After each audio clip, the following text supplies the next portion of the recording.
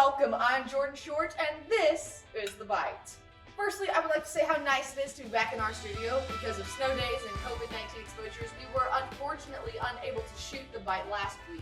But we are now back in full swing as we close out January and are excited to bring you our school news.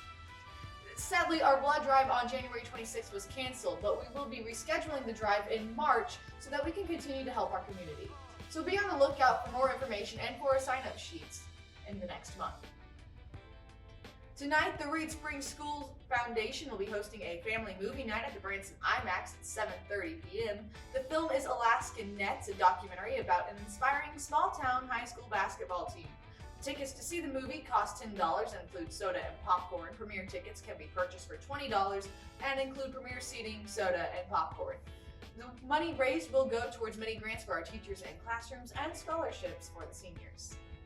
In wrestling, Lexi Harris placed second at the Gym City Girls Wrestling Tournament, and later that week, the wrestling team defeated Hollister 42-30 and Cassville 33-17. At the Big 8 Conference, Ashton Plumley, Easton Byrne, Nick Rogers, and Josh Lowe placed third, and Shane Pearson, Evan Crane, and Evan Wilson placed second. Both Byrne and Wilson reached their 100-win mark. For girls, both Kirsten Allen and Lexi Harris placed second, and the team beat Aurora, Springfield Central, El Dorado Springs, Diamond, and Warsaw.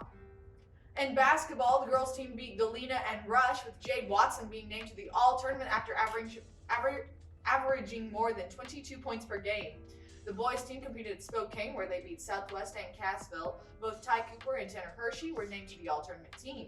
This was also the tournament where Cooper reached 1,000 points, quite the accomplishment for high school students. Cooper is the second Reed student to do so this year, shortly following Jade Watson. And now to our featured interview with Mr. Sego. Hi, I'm Nathan. Welcome to our featured interview with Mr. Sego. Mr. Sego, how are you doing today? Great. How are you guys doing? We're doing good. Good. So how long have you been teaching here at Reed Spring?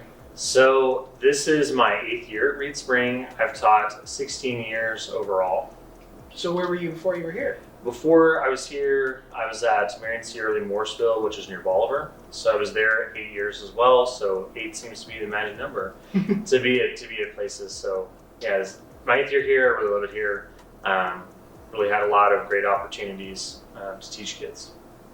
So whenever I first met you, you were a history teacher, but now you're our virtual learning coordinator, is that correct? That's correct. That is my new role. That was a role that's been created this year to address the needs of virtual students. We have roughly 40 kids at the high school, a few kids in the middle school and intermediate who are doing virtual. And so the goal is to have more oversight of what's going on in our virtual learning. As we've kind of emerged from the pandemic, virtual is really here to stay, if you will. We want to make sure that it's still quality learning that they would still experience in the classroom as well if they were seated. Yeah, so how did you get brought up for this position? So I have actually taught for Springfield's launch virtual program. I started teaching through that in 2018. And I've also done independent studies here, so while that's not technically virtual, it's the same setup. So in terms of designing courses, getting kids quality courses that reflect what they would have here in a seated realm, I've had the ability to create that based on past experiences. And so I was promoted to that job based on previous virtual work. Is there any challenges that come with virtual learning? Like, I've been an in-school student my entire career. So. There's a lot of challenges. The biggest challenge is time management. It's easy. I'm almost 40 years old and I have this challenge as well of I'll just do it tomorrow. So the design of the virtual program is to ensure that there's monitoring going on. So students have a virtual course in Canvas. There's a teacher that monitors their progress. Obviously, I'm there to monitor as well, but that monitors their progress. So the student is getting behind or struggling, the student can reach out to a teacher. So it's not just a faceless course that they're just trying to muddle through. They've got to contact.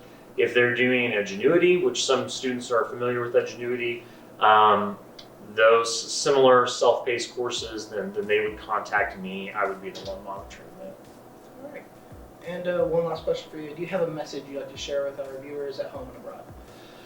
The message I would say is that it's a really tough time for a lot of people. There's,